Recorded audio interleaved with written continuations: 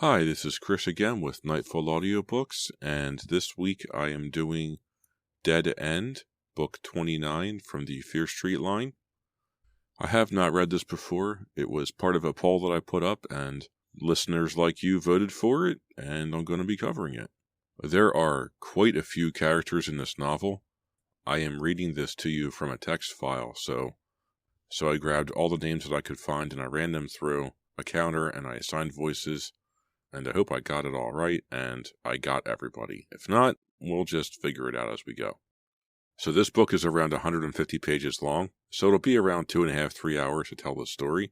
So 5 or 6 episodes, right? But if you look at the line counter on this book, it's 7,733. A typical 150-page novel is around 3,600 lines. So this will feel like a slog to record, but it's not really. Anyway, I am eager to get started, and I will mess with this book's proclivities as I get there. So what should I do next? I don't know. Polls and questions and suggestions by listeners like you help drive what I select to do next. So please write me an email, nightfallaudiobooks@gmail.com. I am also on YouTube at Nightfall Audiobooks. Feel free to like, comment, and subscribe. I love your comments. Good, bad, ugly, I don't care. Tell me what you're thinking. I also have a Patreon page, patreon.com/nightfallaudiobooks. Any help will be greatly appreciated. So tell your friends, tell your mom, tell whoever you think would like to listen to me tell them tales from R.L. Stine. Thank you very much for listening, and let's begin. Welcome to a Nightfall Audiobooks production of Dead End by R.L. Stine, a Fear Street novel, Book 29. Prologue. Accidents will happen. That's what Mom always used to say when I spilled my milk at dinner or stubbed my toe while walking down the street. Dad would get on my case. "Natalie, why can't you be more careful?" he'd snap. "You're always such a klutz." For some reason, spilled milk made him go ballistic. But Mom stayed cool. "Accidents will happen," she'd say softly. I was 8 when I fell out of a tree and broke my arm. "Accidents will happen. You're just accident-prone, Natalie." 2 years later, I fell over the handlebars of my bike, showing off for some boys, landed on my head. The concussion sent me to Shadyside General. Mom remained calm and soothing. "Accidents will happen." I thought of her words on the night of the terrible accident on the dead-end street, and I heard her voice. The shock of the crash still had my heart pumping, and as we sped away, our tires spinning on the rain-slick road, I knew what we were doing was wrong. I shut my eyes and heard Mom's soft, calming voice. "Accidents will happen." Our car skidded wildly over the wet pavement, but we were getting away. We had to get away. "Accidents will happen." It was only an accident, I told myself. And now it's over. I had no idea the real horror was just beginning. Chapter 1. Friday night, Talia Blanton's parents were away, so Talia threw a party. She invited only seniors at Shadyside High, but some guys from another school crashed the party. And there were some girls I didn't recognize either. As I made my way down the basement stairs, Talia greeted me with a surprised expression. "Natalie, I didn't think you were coming," she shouted over the booming music from the CD player. "Why not?" I shouted back. Talia took a long sip from her Coke can. "I know you don't like parties." She gazed over my shoulder. "Where's Keith?" I spun around. My boyfriend, Keith Parker, had been right behind me. My eyes searched the crowded room. I spotted him on the other side of the ping-pong table, talking to Corky Kokorin and 2 other cheerleaders. "I don't know half these kids," Talia declared with a sigh. "I hope they don't trash the whole house. There are a bunch of guys out in the garage. I think they've got beer. My parents will kill me if they find out." I waved to Janie Simpson. She was perched on the arm of a red leather couch, talking to a girl I didn't recognize. Ricky Shore sat on the other end of the couch, a bag of potato chips in his lap. He was holding a potato chip over the head of Talia's brown cocker spaniel, teasing the dog with it, making the dog jump and beg. "Where's Randy?" Talia shouted. "Did she come with you?" "Randy Morgenthau is my best friend." "No, I came with Keith," I told Talia. "Is his car still running?" Talia demanded, shaking her head. "He gave me a ride home from school last week. We had to push it up the hill."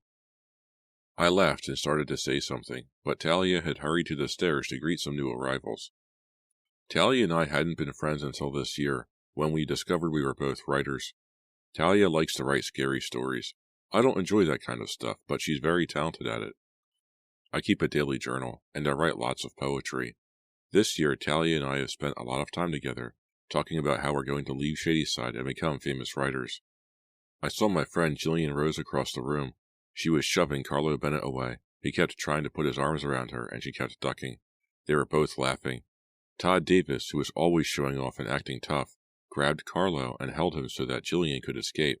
But I don't think Jillian wanted to escape. She grabbed Todd's arm with both hands and tried to tug him off Carlo. I walked over to Keith. He had a handful of pretzel sticks and was shoving them one at a time into his mouth. "Can I have one?" I asked. He dropped the whole handful into my hands.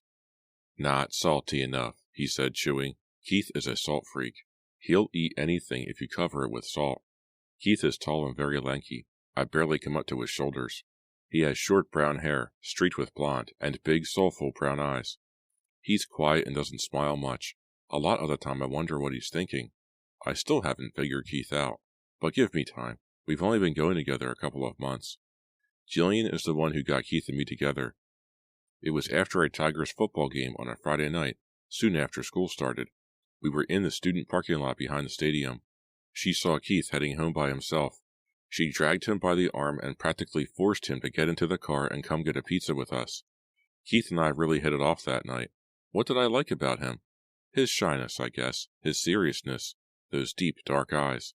We've been going out ever since, and Jillian never lets me forget that she's the one who got us together. "When are you going to find someone for me?" she keeps asking. But I don't worry about Jillian. She's so beautiful. With her long auburn hair, green eyes, and creamy white skin, and that graceful, slender figure of hers, she always has boys trailing after her like drooling puppy dogs. And she always has Carlo. She treats him like a best friend. But I know Carlo is interested in more than that. I glimpsed Jillian kidding around with Carlo and Todd. Someone turned the music up even louder. It pounded off the concrete basement walls, and the floor vibrated. The noise was deafening. I wondered if Talia's neighbors would complain. I saw Janie Simpson get up and start dancing with Pete Goodwin. A few other couples started to dance. Someone dropped a can of Coke. It puddled out over the floor. "Hey, where are you going?" I called, grabbing the sleeve of Keith's sweatshirt. He leaned close and talked right into my ear, struggling to be heard. "Upstairs. Some guys have beer." I made a disgusted face. "Aw, you're not going to drink beer tonight, are you?" His dark eyes lit up mischievously. He raised his pointer finger. "Just one. Really?" He started to pull me to the stairs. "Come with me. Have a beer." "No way." I tugged myself free. "You know I hate beer. It tastes like soap." He shrugged his narrow shoulders. I had an impulse to tug his hair. He hates it when I tug his hair. He doesn't like having it messed up. I watched him disappear up the stairs. He had to step around a couple making out on the bottom step. I crossed the room and took a slice of pizza from an open box on the table against the wall. It was cold, but tasted okay. I waved to Jillian, who was dancing with Carlo, but she didn't see me. I spent the next half hour or so talking to kids, shouting over the music, just kidding around. I began to wonder if Keith was ever going to return, when I saw Randy making her way down the stairs. She stepped over the couple on the bottom step, spotted me, and crossed through the crowded dance floor to get to me. Randy is tall and round-faced, with blonde, curly hair that she complains she can't do anything with. She's not really pretty. Her nose is kind of crooked, and she's still wearing braces even though she's 17. But she's the nicest person in the world, and just about the smartest girl in our class, and she's been my best friend forever. "Hey, Jillian and Carlo are really getting it on, aren't they?" Randy said, turning to watch them dance. "I think Todd is jealous," I reported. Randy snickered. "You think Todd has feelings?" I shrugged. Todd was a big jock. Most everyone just thought of him as an ox. But I think Randy secretly had a crush on him. "Where have you been?" I asked her. She grinned at me. "Upstairs? Talking with some guys from Madison?" "Is Keith still up there?" I demanded. She nodded. "Keith won the contest?" "Huh? What contest?" I asked.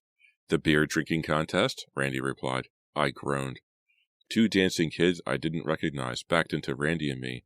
"Sorry," the girl cried as I kept dancing. The basement was becoming crowded, so Randy and I were squeezed nearly to the laundry room. "I hate it when Keith drinks a lot of beer," I wailed. "He gets really giggly and stupid, and he thinks he's a riot." I don't think Randy heard me. The music throbbed louder, and some boys were yelling enthusiastically about something and slapping one another high fives. I tugged Randy's arm, and we backed into the laundry room. It was only a little quieter in there. Pretty wild party, huh? Randy said. When she grinned, her braces showed. I feel like dancing or something. How about you? I rolled my eyes. Yeah, if I could drag Keith back down here. I haven't seen him since we got here.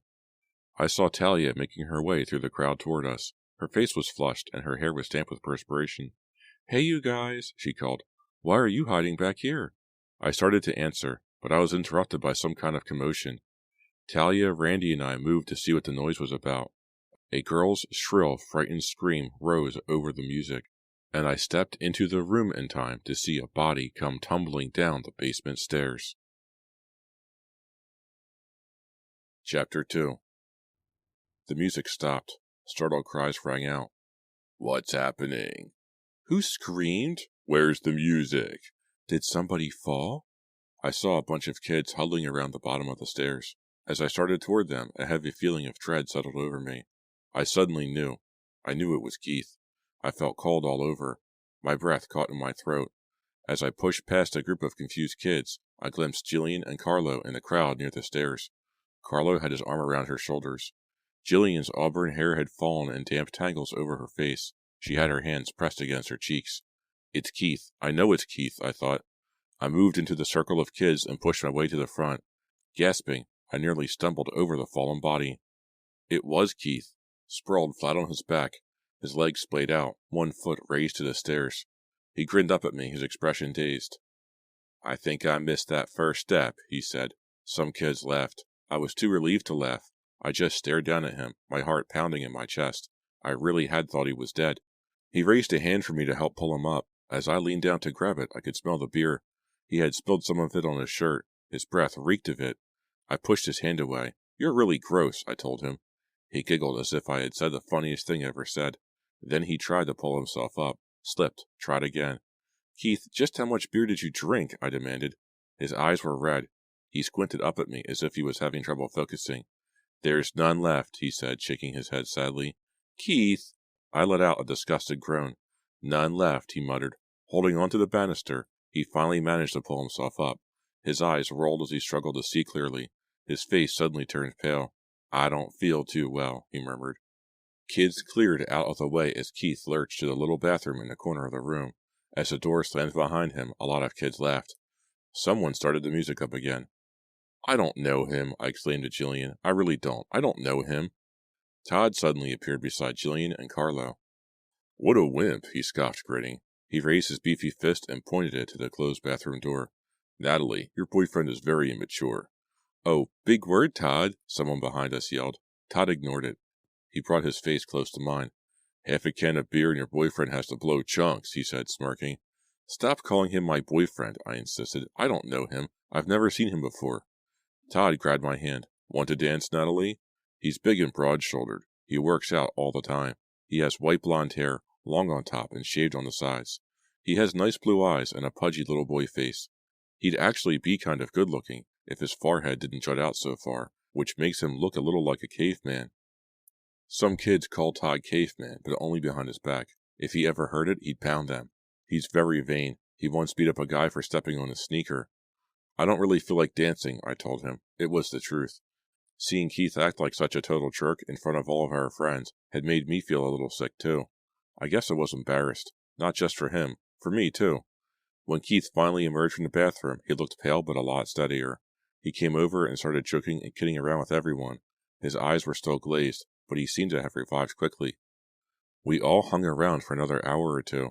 Talia had a dozen more pizzas delivered. More kids piled into the basement, mostly strangers, kids who didn't go to Shadyside. I lost track of Keith for a while. I hoped he wasn't back up in the garage, pulling down more beers. I talked with Randy and Jillian and a girl I used to know at camp. Then suddenly, Keith appeared, tugging my arm. Ready to go home?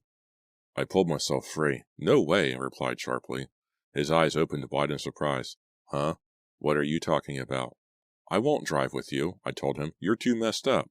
I'm okay, he claimed. Really. He followed me up the stairs. I grabbed my red parka. Don't follow me, Keith, I said sternly. There's no way I'm riding with you. He brushed his brown hair off his perspiring forehead. His dark eyes were red-rimmed and bloodshot. Hey, Natalie, give me a break. He grabbed both of my hands in his and leaned forward to kiss me, but his breath smelled so sour I pulled away. Natalie. Keith stumbled toward me. I'll call you tomorrow, I said sharply. Then I turned and hurried out the front door. Hey, wait, Keith called. Ignoring him, I stepped into a wet, foggy night. Low clouds darkened the sky. It had been raining. The grass was wet, the driveway slick and puddled. Music from the basement blared out onto the front yard. There were still about 10 or 12 kids hanging out in the garage, the door open, the lights on, silvery cans of beer in their hands. As I started down the drive, I spotted Randy unlocking the driver's door of her dark green Volvo down on the street. Jillian and Carlo waited beside her. Cars from the party were parked up and down the block. Through the steamed-out windshield, I saw a couple making out in the front seat of the white Bonneville parked behind Randy's car. I was surprised to see Todd step out of the other side of the Volvo. As I walked closer, he grinned at me. You going home? Where's Keith? Still inside, I muttered. Todd snickered. Did you dump him? Jillian shoved Todd. You're so crude. You love it, Todd teased. Standing close to Jillian, Carlo scratched his black hair and looked uncomfortable. Todd climbed into the front passenger seat. Jillian and Carlo lowered themselves into the back. Glancing down the foggy street, I saw Keith's wreck of a car parked crookedly at the corner. Keith isn't too good at parallel parking. He had carelessly driven one side of the car over the curb, and the tiny temporary spare tire that he was supposed to replace weeks ago made the car look even more lopsided. I turned back toward the house and saw Keith lurching down the driveway. Natalie, wait up, he called, waving wildly. Randy, can I ride with you? I asked. Randy nodded. Sure, jump in. She closed her door. The car started up. Natalie, wait. I'm not drunk, Keith shouted. Wait up. I ducked into the back seat beside Jillian and Carlo and slammed the door. Let's go, I cried to Randy. Hurry. As Randy pulled the car away from the curb, I settled back on the seat. I made the right decision, I thought. I was smart not to drive with Keith. I was glad to be riding home with Randy. Of course, it turned out to be a terrible mistake, but I had no way of knowing that, 10 minutes later, I would give anything not to be in Randy's car. Chapter 3. I slouched low in the seat, shoving my hands deep into my parka pockets.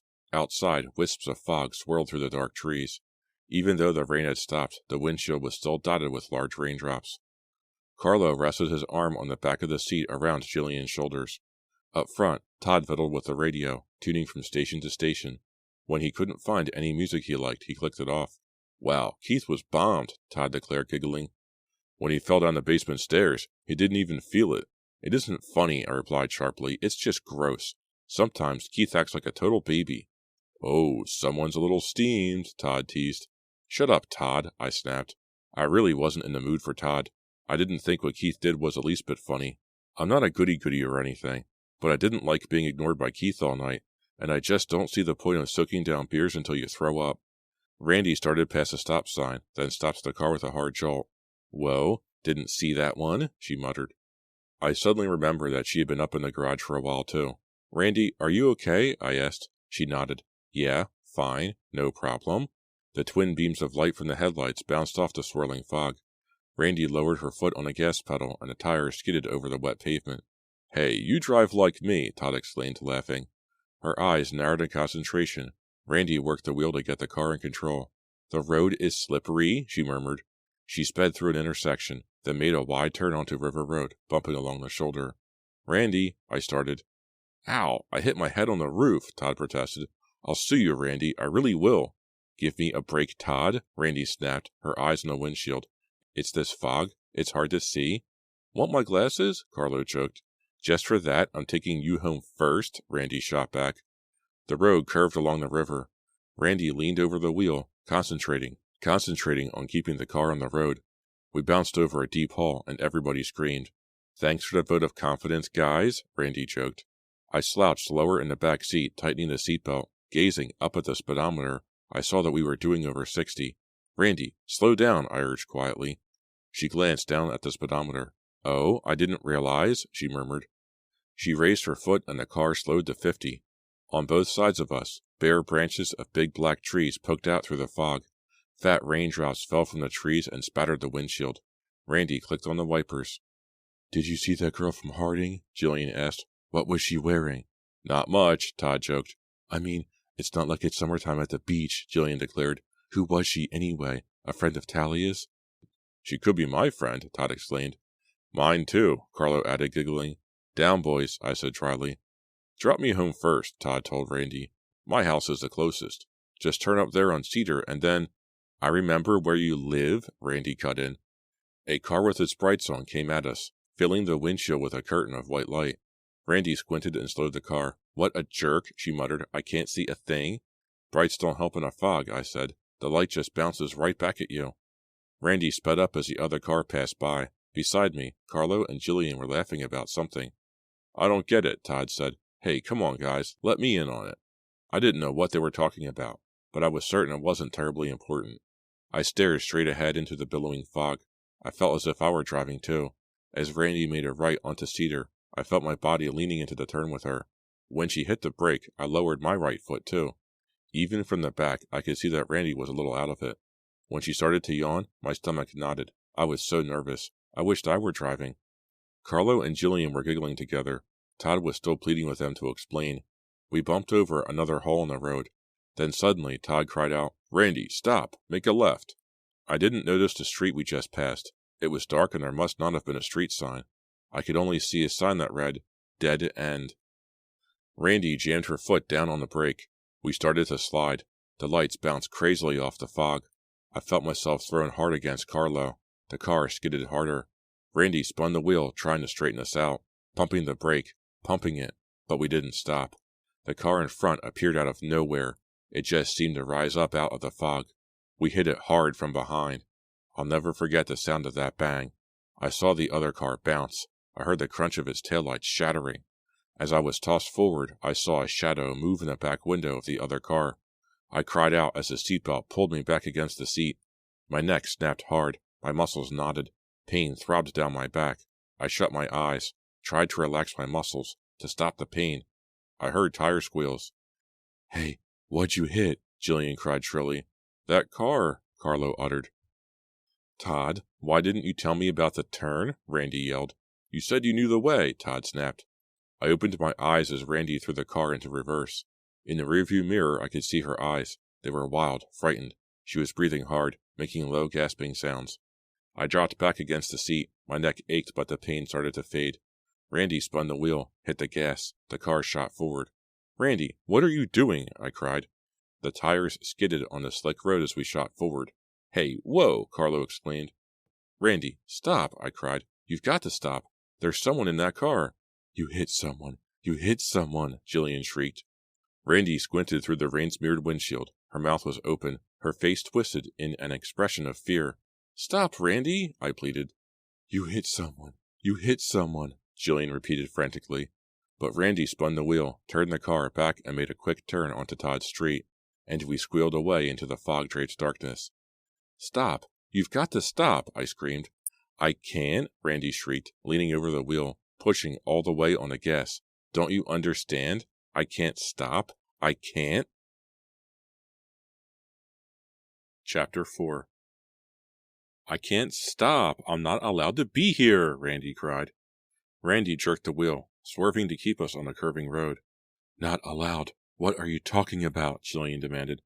Randy let out a hoarse cry. I'm grounded. My parents grounded me for 2 weeks. I'm not allowed to go out, and I'm not allowed to have the car. But we hit that car so hard, Carlo protested. Someone might be hurt.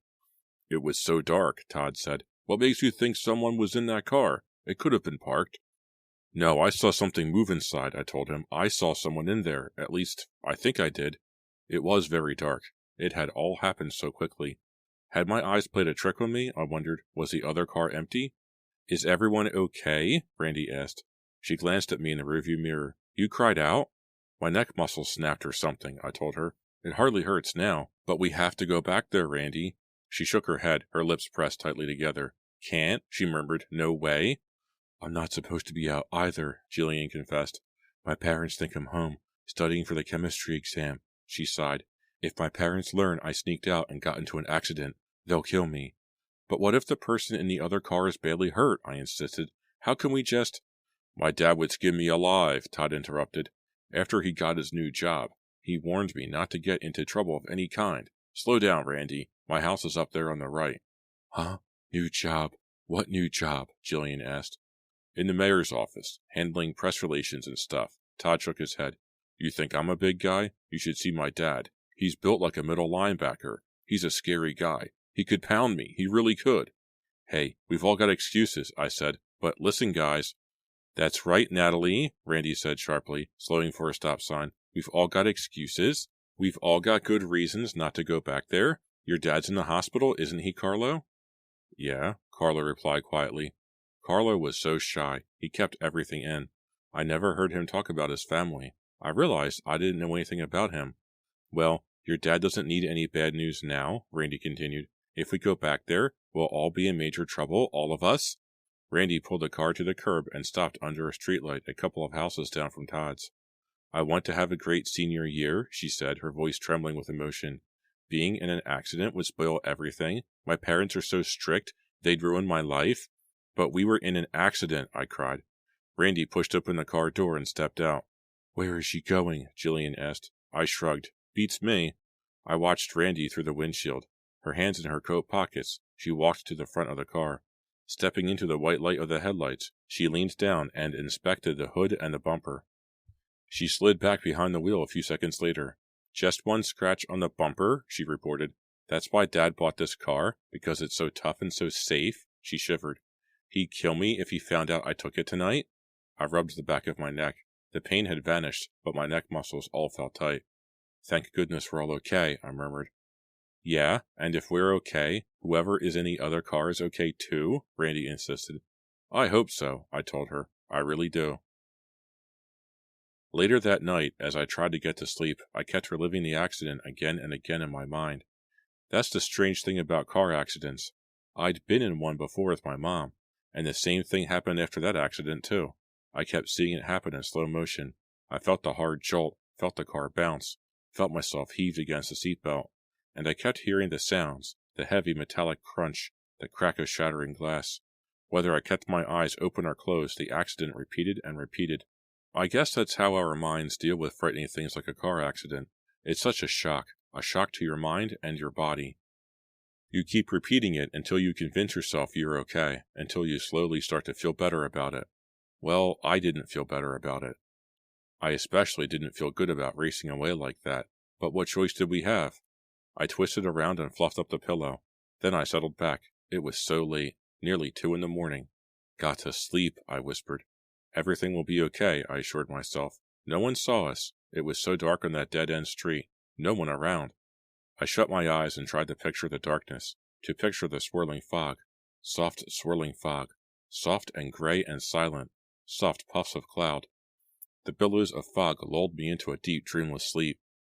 When the jangling phone on my nightstand awakened me, the morning sun was already outside the window. I pulled myself up confused, rubbed my eyes. I had been in such a deep sleep, I didn't recognize the sound of the phone. Finally, I lifted the receiver to my ear. Hello? My voice was still choked with sleep. I cleared my throat noisily. Todd said hello on the other end. His next words woke me up quickly. Natalie, he said, I have bad news.